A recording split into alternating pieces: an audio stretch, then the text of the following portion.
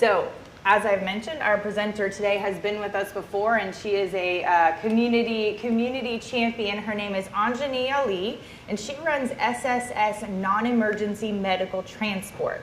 I did just learn today that she used to also run a daycare for 15 years, so obviously she has patience. We know that. Now she has different kind of patients, the non-emergent kind of patients. So. Her medical transportation now, it helps seniors and individuals with disabilities travel safely from place to place, and maybe a doctor's appointment or even a community event, something like that, where it's a non-emergency kind of a situation. So we're going to hear from her about where she's been and what's up next on her entrepreneurial journey. Okay, so Anjeni. Thank you. Good morning. Thank you. Oh, you have one. Okay. Oh, yeah. Your mic. I have this connected with you. Yeah. Right, Good morning, everyone. Happy Wednesday. And I have to keep my phone with me just in case. Nature of the job, right? Yeah. All right, we're going to attempt to sit on these stools. I hope this was a good idea. So, okay. Try this. Definitely want to start with just getting to know you and the person behind the business. So, what inspired you? Again, you've had a daycare to start this business. Right. So, my husband started doing this type of work probably about 7 years ago, and he was doing it part-time alongside his full-time job. And one thing led to the next, and I was doing another type of work, and then we decided that, hey, it's time to pretty much do our own thing. So about a little over 2 years ago is when we started on our own with SSS. So a little backstory about daycare. We have 3 kids, and after having the third one, I was like, I can't keep working corporate. Like I want to, because I was never the parent that was able to be home and go on field trips and this, that, and the other. So when the third one was coming along, I was like, okay, I gotta make a change. At that time, we were still living in New York, so I opened a little home daycare. It grew, it went fabulous. Decided to move to Florida in 2005. So we came here in Clermont. So I've been in Clermont since 2005, and decided that, okay, daycare is what I know. So I'm gonna look for a facility. So we did that. We bought a facility in Leesburg. Ran that for about 14, 15 years. Kids grew up, my patients grew out. So I was like, that's fair. Okay, time to move on. So I went back into corporate a little bit, and it just wasn't me, and then fast forward, we're here now. So basically, been working with the public has been a big thing, families and things like that. Doesn't matter what age group. So I was like, okay, this is gonna work. Excellent. How many of you identify with the I was in corporate and that's what drove me to start my own business? Yep. That's a pretty common thing for us entrepreneurs, right? There's already a kind of a scrappy mentality, or I want to do this myself, or I want to have the time that I can give to my family, and you kind of have to take that initial leap. And that's one of the biggest things that 1 Million Cups is here for, is you have this idea, right, for a new business, and sometimes you just need to say it out loud, or you need to bounce it off of a group of people that maybe is not your family or your best friend that's going to say, that sounds like a great idea. And that's, again, where that actionable feedback comes in. So that's definitely something I think a lot of entrepreneurs identify with. So you're here for a refill. Obviously, we're here about 6 months ago. Yep. How have things been going since that time, based on kind of some of the feedback that you got here? Right. So I don't know who was here when I did that presentation. I was nervous. I was like, oh my God, how am I gonna do this? But fast forward, it's been great. I have to say thank God. I mean, it's not easy. I'm not gonna sit here and say, oh my gosh, I'm just sitting down and da-da-da-da. No, it's a 24/7 job, right? So we're on call all the time. We're open every single day of the year. We don't close. If a patient needs us at midnight, we gotta be there, So going back to when I presented at that time, a lot of the ideas that I got was to go into the communities, like, we have the 55 and over and so forth, do presentations, things like that.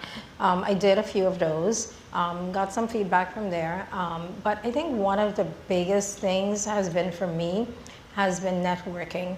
And from the time we opened the business, a little bit after that, I joined the Chamber of Commerce here in South Lake. And that's when I first met David. So it's been a great place to meet and just connect with people, and not necessarily saying that, hey, you're going to do this for me or you're going to do that for me, but just making those connections and getting to know people, getting to know our community, kind of like what you do, you know, well, there's a need for this, that, and the other, you know.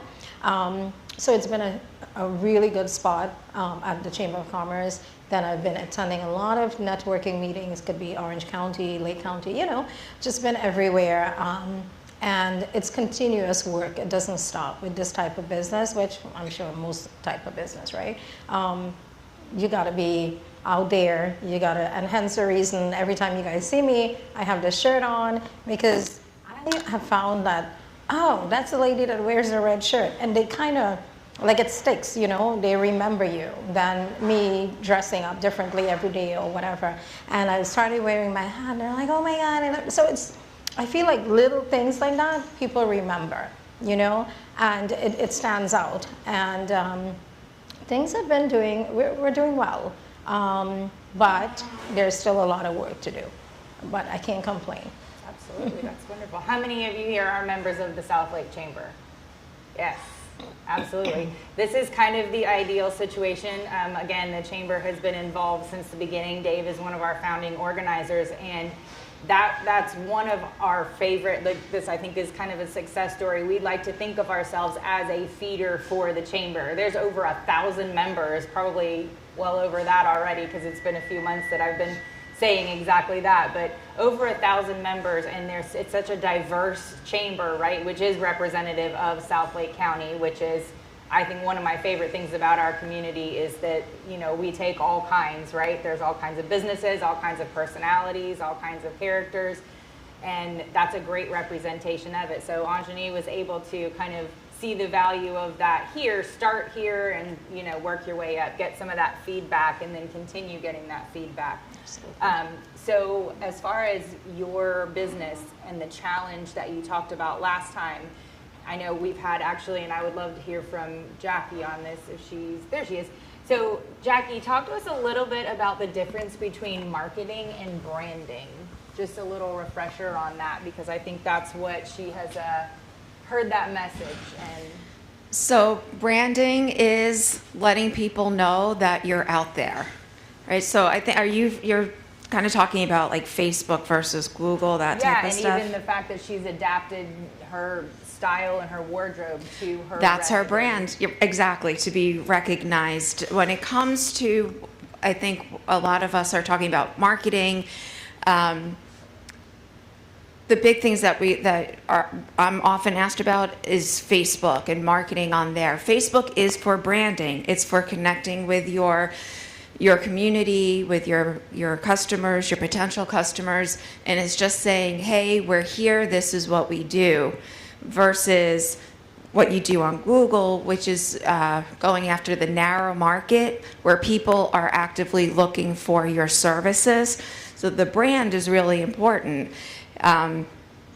With such a well-known brand, because you do stick out and people recognize you for what you do, being consistent with that brand means when there is a need out there, people are going to immediately think of you and recommend you. Perfect. Yeah. So as far as the problem that you presented to us before, it was kind of your reach, right? You wanted to get more reach, you needed to get more involved. So why is that, other than, of course, you're operating a business and that's what it's all about, why is that important to you personally? So I've been here in Clermont, a resident here since 2005, and we've seen the growth and everything that's coming and still to come, you know, things like that. And there is a huge need for this type of service. And one of my biggest thing that I've seen is just bringing the awareness. A lot of people don't know about it. They don't know. They get a pain or they feel something and they call 911, right? And they think, a lot of people think that's all they have. But there is this service that is available for anything that is non-emergency. you know, so pretty much it doesn't matter what time of the day or the night, you can call us. Obviously, if you're bleeding or you're having a heart attack, you're not calling us, right? But if you need to go to a doctor's appointment, you need to go to dialysis, you need to go to cancer treatments, whatever it is, people need to know that that service is there. Sometimes, depending on the type of insurance you have, some people's insurance coverage does pay for it and some does not. Some will tell you pay and then they reimburse. So there's different, depending on what type of policy that you have. So one of my biggest thing is bringing awareness to the community and to people to let them know that, hey, you can have this service. It's not Uber, it's not 911. I guess we're stuck in the middle there somewhere. So, you know, and one of my biggest things that I've seen is I'm trying to dig into is the veterans. They don't know. They just don't know. A lot of them are stuck at home. Some of them live alone. Some of them have no family, whatever. And even if they have family, those families are working 2-3 jobs, you know. So they're missing appointments or they can't make it to important things, you know. So just trying, one of my biggest things right now is getting into the veterans area to let them know that, hey, you have this available. How much is it? Can you just talk a little bit about how much do you charge? Because I do Medicare with clients, so some of them will get covered for that. Right. But So it depends. So we provide stretcher, wheelchair, and ambulatory services, right? So there is a flat base price based on up to 10 miles. Once you go over the 10 miles, there's a charge per mile. Now, I wouldn't say, okay, this is what it is. I would need to know like a point A pickup to point B. So within a 10-mile radius, there is that base pay, and then it's flexible. You're talking to me, so it's not like you are calling and you're getting some other person out there. I'm the one answering the calls, I'm the one. So I'm able to work with you. So even though, let's say a trip is $100, okay? And your situation, I mean, I can tell, you know, whatever it is. Sometimes we go to the house, whatever it is, and I can work with you. It's not set in stone, okay? So is that transportation, is that an issue that you seem to run into with your clients? oh, it's a massive. No, that's one of the really biggest problems, especially as people age and Yeah. they've got to get to the doctor's office, and then the doctor takes 2 hours. Yeah. You can't wait at the doctor's office. I mean, so figuring out how to help people Yeah. get from home to these mostly doctor appointments Yeah. is what I see. That's the number one. yeah, That's why I asked kind of how much. But Yeah. I do think, and again, it's just an opinion, so go through. I think you gotta, to help you with branding, you gotta get really crystal clear on cost. okay. You know what I mean? I think that's, people today expect that up front, they don't expect it later. Right, so if if you call me and you tell me, hey, I need this pickup from here to there, I'll tell you the cost. No, I understand that, but I'm saying from a marketing, I mean, I don't know how you would do it, so I'm not. Okay. I'm not saying it's possible, and I'm Gotcha. not even, whoever's like in your marketing group, how do we market it? Because people won't even call you if there's not a price. Gotcha, okay. I mean, there's a segment of people that, They won't, yeah. they're like, well, that's something I want to do, well, how much is it? I don't know, I'm not calling them. Yeah, understood. Does anybody have any feedback on that? Like, because obviously one of the things that she presented on the first time was just that reach. And I know it doesn't matter if you're running a non-emergency medical transport or you're planning cruises, we all need that visibility and that reach. So we'd love to hear some feedback on what has worked for you or some suggestions that are coming to mind for Anjeni.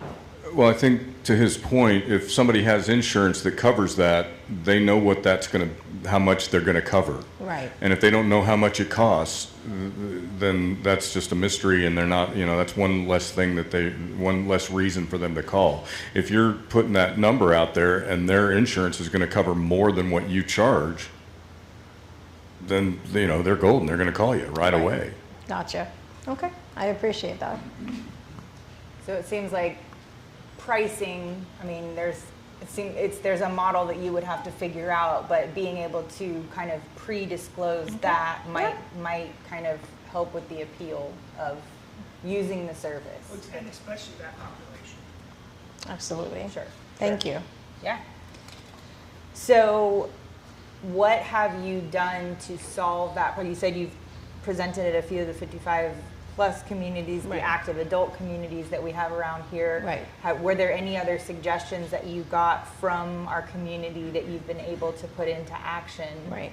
that- So, yeah, so one of our biggest things is we do a lot of discharge from hospitals and rehab centers, nursing homes, assisted livings, you know. So like, let's say you're in the hospital, we'll pick you up and take you back where you need to go. You can be going home, you could go to a nursing home, you can go to rehab. So we do a lot of hospital discharges. So one of our biggest things has been getting in contact with the right people at these facilities, because you know you have to reach a certain group of people to discuss this type of business. You can't just say, okay, I know the CEO and I'm just gonna, you know, it doesn't work that way, right? So what I would say is that we recently got our Advent Health contract. So we are now a preferred vendor with Advent Health, so we are super excited about that. Yeah, thank you. So just trying to get into these facilities, because like let's say we have Alto down the road, right? And we have a huge group of seniors that lives there. So I've been going to a lot of those facilities because it was suggested at that meeting when I presented. And I've been going to a lot of those, and I would go and would speak to them, not just the 55 over communities, but I've been going to nursing homes and assisted livings and stuff like that, and letting the directors and the people in charge know that this is happening. And sometimes they have like a family fun day or whatever, and I'll go to that, you know, so I've been doing that kind of stuff too. Excellent. Yeah, that's thinking about someone having to miss out on a family fun day or an opportunity like that because they can't have transportation. That's that's a nice problem to be able to help solve. So, and I know we have to be careful in Lake County talking about transportation and the roads and all of those kinds of things, but in special situations like this, it is a hurdle. So it's I would challenge you all to kind of think about other applications that you could suggest if you're talking with folks about transportation being a hurdle that you could suggest for SSS to kind of engage with. So, Dr. Tia. I think you know me already. I'm Dr. Phillips. Part of what I do as a holistic doctor is take care of the caretakers. And I think that a specific market, like you're talking about the concept of having veterans as a target audience, but I would say that really the target audience would be the caretakers. Because first of all, most veterans are not going to ask for help. I'm one, I get it. We'll do this ourselves, right? Yeah. It's just the can-do thing. But on the flip side, the reason I take care of caretakers is because if you help the individual, you actually help the whole family. True. So if there's somebody with an autistic child, you help the whole family by helping the child, right? So I would think you would look for caretaker networks and collaborate with them. And then when you interact with the caretaker networks to express your unique value proposition, which you have to fine tune, I would start thinking in terms of a co-op. Get an envelope that's got not only your information in it, but there's people that do, they have a target audience that's the same as yours. They're targeting these 55 plus communities. Get an envelope, let them pay you to put their stuff in with yours, and then give them these complete packages so that they market for you while they're marketing for the whole co-op. So you might have 10 or 12 people in that co-op that want to hit this specific market, and then you're one of those, but you're free because you're putting the whole thing together, and then you're hitting this market all at once. So what I would say is that because there's these people that do the Medicaid insurance, the Medicaid, Medicare, that's easy, that's low-hanging fruit. You just, because you're all going for that same market, just include your marketing in with theirs and let them do some marketing for you. So the whole group is doing the marketing for the whole group. Just an idea. It's free and it's really a leveraged answer for you. Thank you, I appreciate that. I like that. Yeah. Thank you. I think that's a good point, that take care of the caretakers, right? Those are the folks we definitely don't want to be overlooked. Yeah, that's a target audience. Yeah. It's Yeah. a target audience. Yeah, absolutely. And I would love, I don't want to specifically, we have a hand back here, I don't want to specifically call anyone out, but I know we do have some folks that are involved with special services and nonprofit and things like that. So I would love to hear from you all about what you see, if you see something like this fitting, some suggestions in that space, in that genre, because it feels like there could be some synergy there. So yeah, we'll go here and then we'll go back here to Ken. Okay, so just one thing. I live in a 55-plus community. I know I'm not that old, but I do live there. No, just kidding. So anyway, so in our community, we have, of course, a Facebook group, and people are always posting out there, can somebody take me and pick me up at the doctor, etc. We also have a monthly newsletter that gets delivered to every household the end of the month for the next month. And businesses will put, like, well, we have roofers and different people that will put an ad in there, and it's very, very, very, very minimal. And others will even just put like an insert.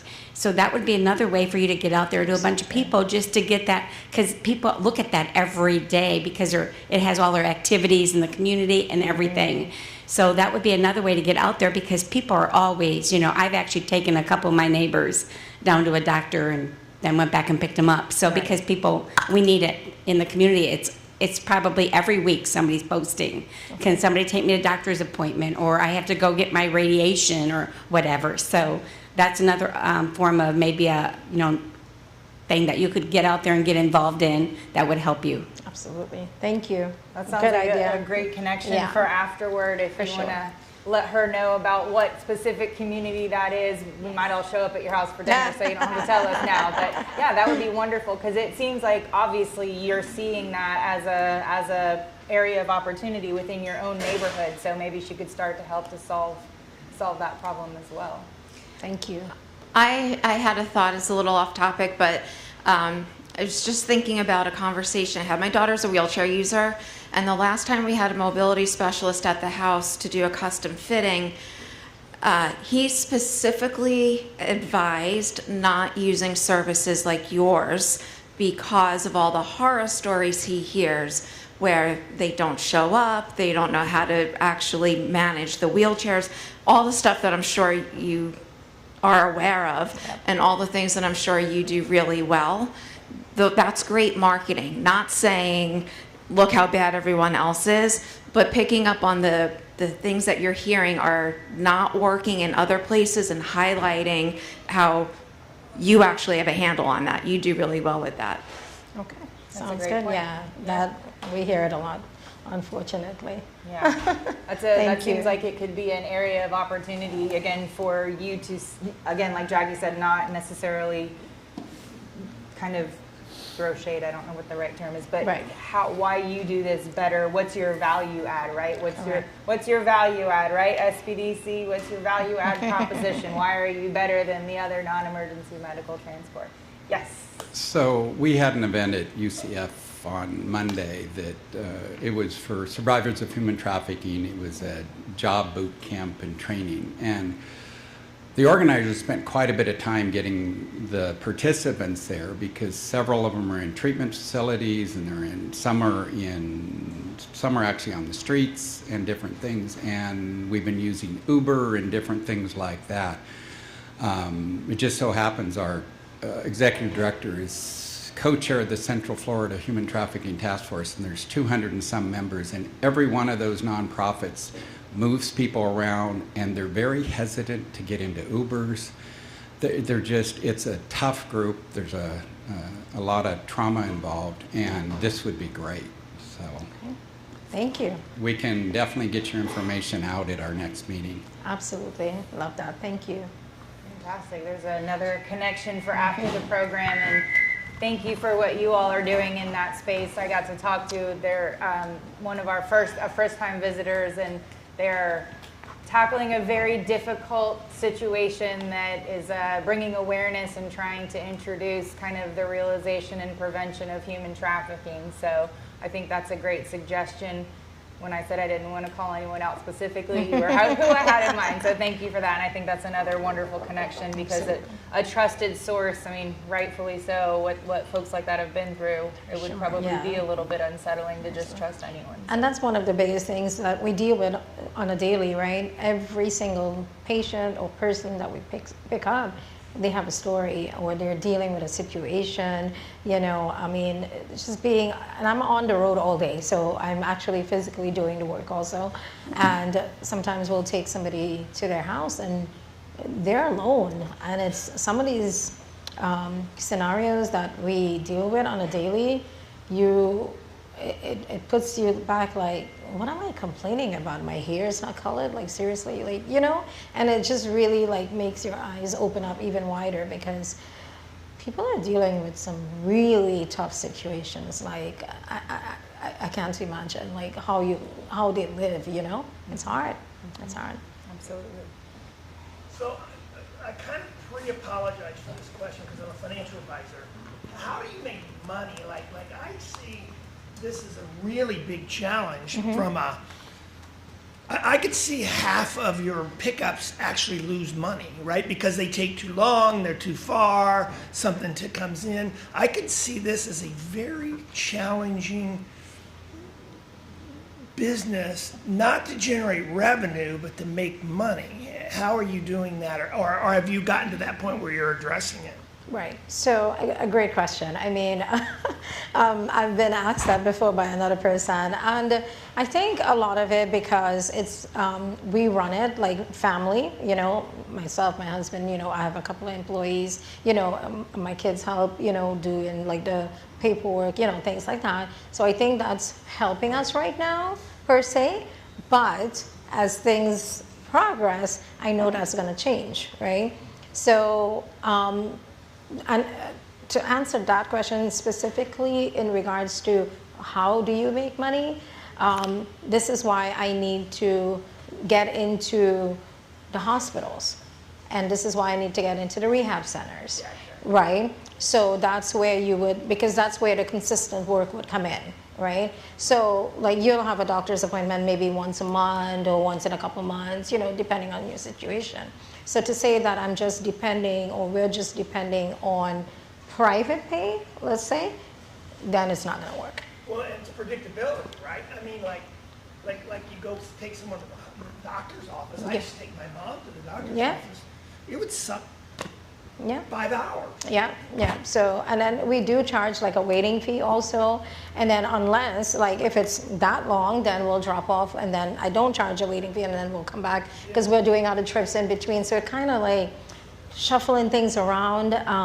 But being part of the hospital preferred vendor, that gives you consistent work because there's always people in the hospital, right? And they're always needing to be discharged, and that's where we come in.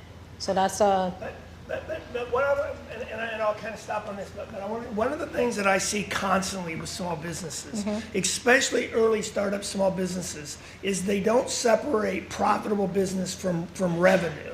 And so a business like yours, it would be really, really easy to get sucked into being really busy all day long, and half of the actual trips don't make any money. And now you're a family office, so you get to kind of say you make money, but you really don't, right? I mean, so how do you kind of put the numbers behind that process? I actually think that's your bigger challenge. I don't think it's actually to grow the business. I think it's how do you put predictability around each visit, and you make X number of dollars when you do it. And especially being a family business, it will be real easy to get really excited about the revenue, and then you start pushing numbers, you find out you lose money on.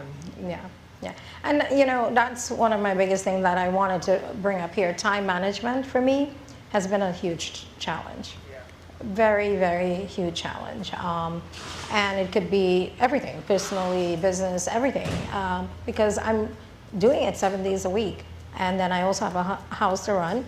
My parents live with me, the kids are there, you know, so it's a lot of pieces. And I think one of my biggest challenge has been time management. And if I was to say, okay, I'm working 60 hours a week, which it's not, it's probably like 90 or more, I don't even know, I lost count. But to say that, okay, I'm getting paid well, no. Right? To answer your question. Any other entrepreneurs out here, they feel that pain? Is there anybody that has a system? So do you have a system, or nope, haven't cracked that code yet? Yeah. I think that's the struggle of an entrepreneur back here, Jackie, is how do we put our all into it and Sorry. and I can still- speak really loud. Yeah. Oh, you need it for that. We See, want our folks that are dialed in and then our recording to get all the information. so weird. Have you ever done time blocking? No. So time blocking, it's a way for anybody who struggles with time management where everything you do in your life, you block it out and you don't negotiate with it. And that way, I know, it sounds weird, but you can do, I ran a real estate company for over 20 years.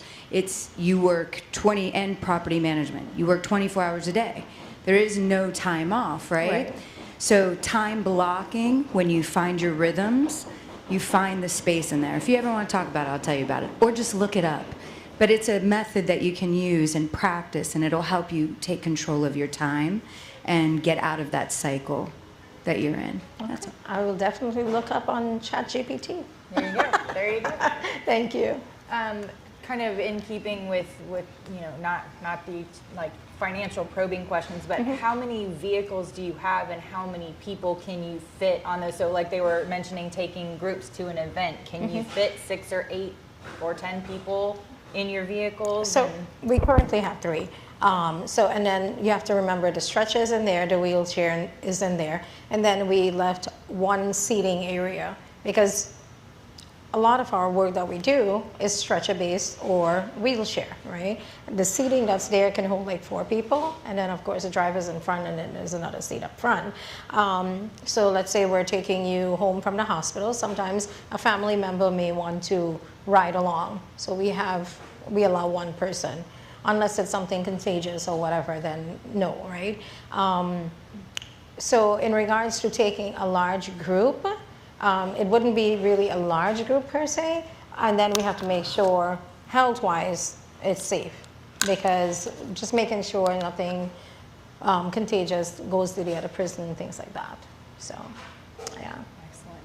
So not trying to add to your fleet or anything, but wondering if there's room for or thoughts about acquiring more of a passenger van and doing something that doesn't have the wheelchair or the stretcher. Is that It's definitely something that can be done, but to say that I'm just gonna go jump in and buy it and just hope and wait, to be real. Again, to your point, right? Yeah. I just wondered if that's within your business. As you kind of, I think, grow, I wonder about that. Like I was talking with you about a local college that has transportation issues and they work specifically with neurodivergent individuals. So it would, not that you need to run, a Lynx bus route or anything, but just something, it's just it seems like there's an untapped market, which is probably why you started the business, right? Of these folks that need this transportation assistance, but they can't necessarily hop in an Uber or they don't need to be calling an ambulance. Well, to be honest, if I was to get into something like that, then I would need a contract. Like it would have to make sense, right? I'm just being honest, because, and then one of my biggest other challenge right now is staffing.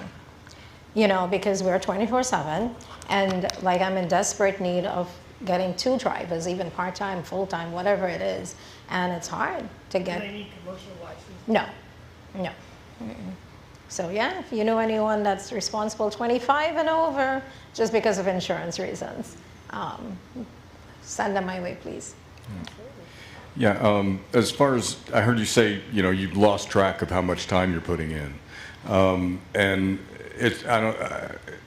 I think it would help you with your pricing and your how much you charge if you're keeping track of that. If you're keeping track of how much time you're putting in, and then figure out how much money you're making and extrapolate your what you're getting paid here, because what you keep track of grows. Okay, if you don't keep track of it, it's just going to get out of control and you're not going to know what's going on. But if you keep track of it, if you keep track of your hours and how much you're making, then you can start working on either charging more or working less hours or whatever it is you need to do to make that money, to make it worth it. Gotcha. Thank you. I have a comment on that. You said earlier that pricing, if it's beyond 10 miles, then there's a price per mile, or whatever it is. Yeah. Do you do that for time as well? So if you know that this type of pickup should take a half an hour, is that when it's cut off, and then there's, for every 15 minutes, it's another extra dollar amount? So we charge per hour, a waiting fee per hour. Yeah. And if you go over 10 minutes or whatever, I'm not going to go crazy over it. You know what I mean? Obviously, if it goes way more, then yeah, we'll add on and things like that. So we do charge a waiting fee per hour. Good. So this is always a fun one, I think, to talk with, again, to the great questions, start great conversations. Looking back over your journey so far, so for the last 2 years, maybe even 6 months, what's been your biggest lesson or surprise? Biggest lesson, just be persistent and let people know who you are, and just be nice and just smile. And I say that because sometimes, you meet people, right? And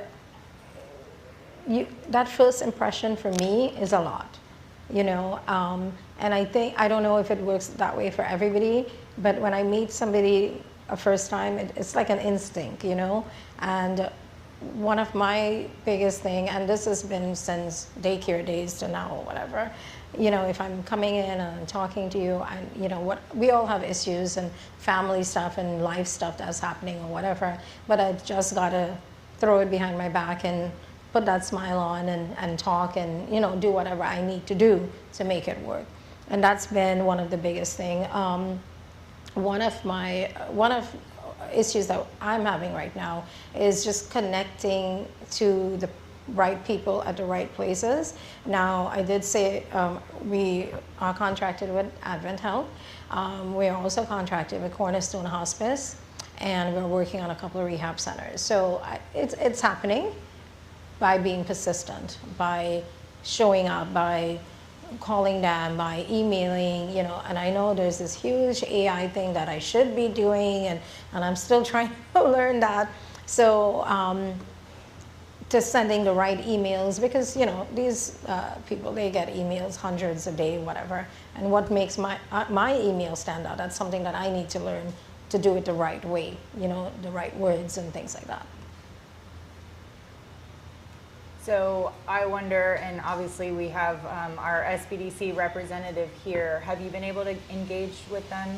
I did months ago. I think when I presented here, like right after, yeah. Okay, okay. I know that would be taking time out of your day to kind of not be driving and not be transporting patients. Yeah, and that's one of the things. I need somebody to try for me so I can do more of these things.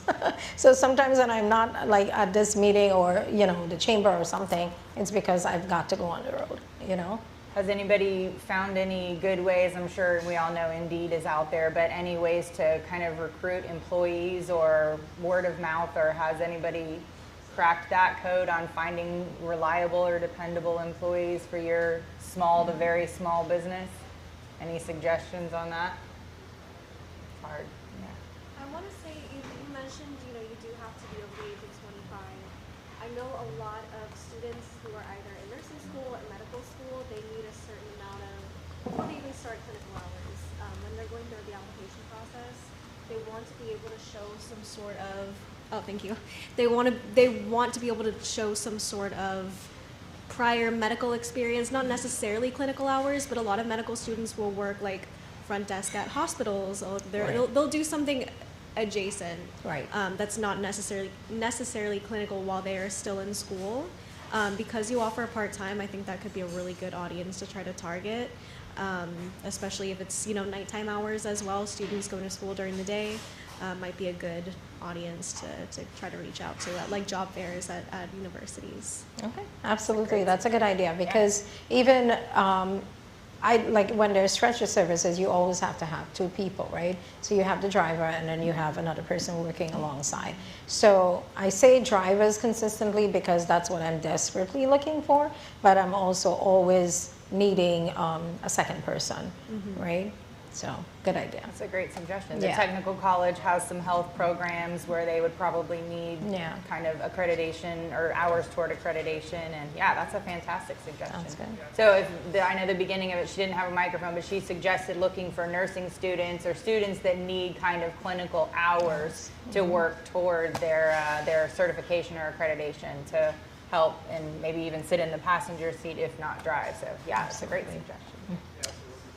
One more thing, I didn't know you were looking for drivers, but what you're looking for is transferable skills, people that have already passed their driving check, they've been background checked. All of those tasks are already done, and we just had a Kroger distribution center close, and there's hundreds of qualified drivers that are looking for you.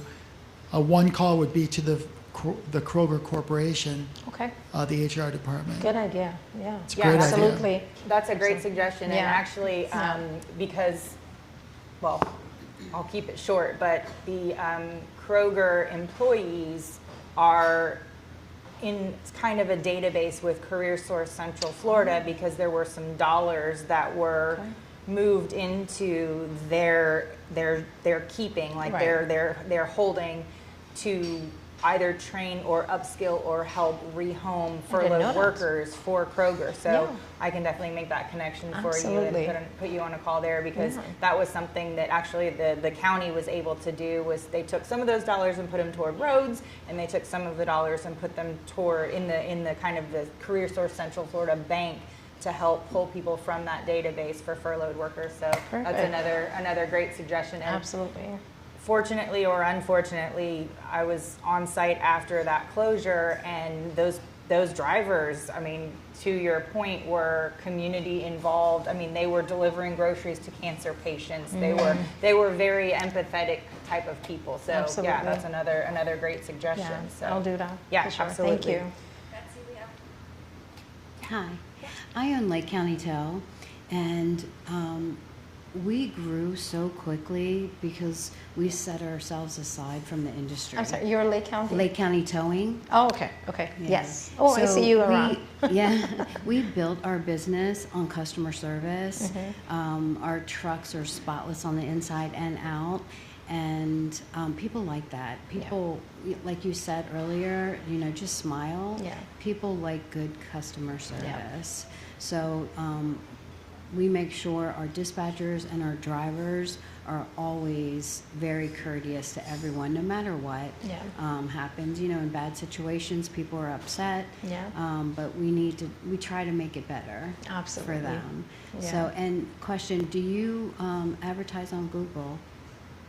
I have not touched on those things as yet, which I Okay. know I need to.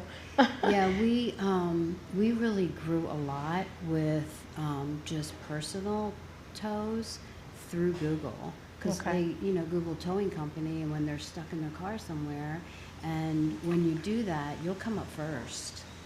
So, Right. just a suggestion. Oh, thank you. Your drivers, I realize you do non-emergency stuff, Right. but you're dealing with people who have medical issues. Correct. Are your drivers trained in case something does turn into an emergency? Right. If you pick somebody up and all of a sudden they've got a problem? Right, so we do basic life support, like the first aid, the CPR and so forth. But if something like that happens, let's say we're driving and we realize that this patient is in distress or so forth, we literally have to call 911. Right. But in the meantime, we can do as much as we can do. We can't do too much. Have you ever thought of maybe hiring people who have paramedic experience as a secondary consideration? According to the gentleman here, when I really grow and financially can do it, yeah, I can do that. Because they would obviously, with their experience, their training and all of that, they would want much more. So yeah, I would love to. Well, maybe not if they're not using it. They're not using the training. Yeah. They literally can't. I was a EMT paramedic 100 years ago, but it's called practicing outside the scope of your training. And so I'm sure that's something else that you guys have to stay within those confines of, is you can't all of a sudden start an IV in the field if they're, but that's definitely someone who needs a little bit of, maybe they're retiring part-time or or they're in the something. drop program or, They can make an intelligent call to tell people what they need to know. Yeah. It's another, you gotta get you off the road so you can start kind of, these are all fantastic suggestions. Absolutely. So, I does anybody appreciate else it. have any additional feedback for SSS? Terry, what do you have? I just have encouragement for you. That's all I have. So I see you in a lot of places. You're out there and everything. So keep doing what you're doing because you're obviously growing. Congratulations on that contract with Advent Health. That's a big thing. And let's talk afterwards because we could talk about several things privately and everything where I might be able to help you out. Thank you. I appreciate it.